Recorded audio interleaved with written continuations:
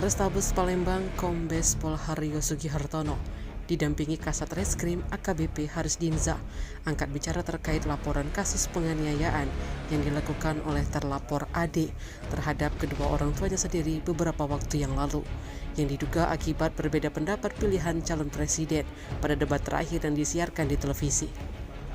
Menurut Kapolrestabes Palembang, berdasarkan keterangan dari kedua orang tua terlapor, kejadian penganiayaan itu terjadi bukan karena berbeda pendapat, namun karena tersinggung atas perkataan yang menyebabkan anaknya emosi dan melakukan penganiayaan.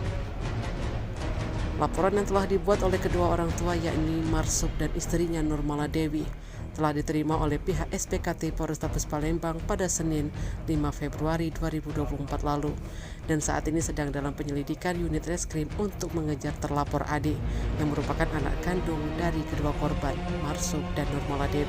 Yang seperti apa, Bang? Baik, rekan-rekan kalian, saya akan informasikan dan akan kita jelaskan terkait tentang adanya berita yang mungkin perlu saya luruskan.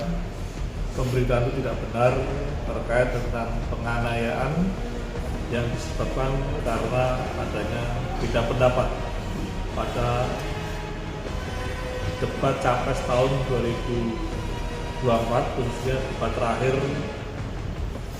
pemilu Capres dan Cawapres tahun 2024 ini.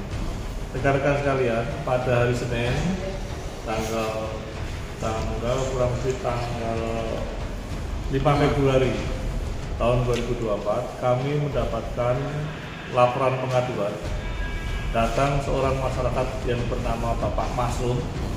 Bapak Masuk itu melaporkan atas tindakan penganiayaan yang terjadi dalam rumah tangganya yang dilakukan oleh saudara Adi. Saudara Adi adalah anak kandung daripada saudara Masuk yang notabene pekerjaannya buruh, yang memiliki seorang anak kecil. Singkat cerita adalah Pak Masuk adalah kakeknya. Pada saat malam tanggal 4 Februari ada menonton debat terakhir Capres dan Cawapres yang notabene pada saat itu menontonlah 3 orang, yaitu Pak Masuk, orang tua daripada terlapor atau tersangka, kemudian Bu Nurmalia, orang tua perempuan, kemudian saudara Adi. Tim Liputan Sumsel Update TV melaporkan.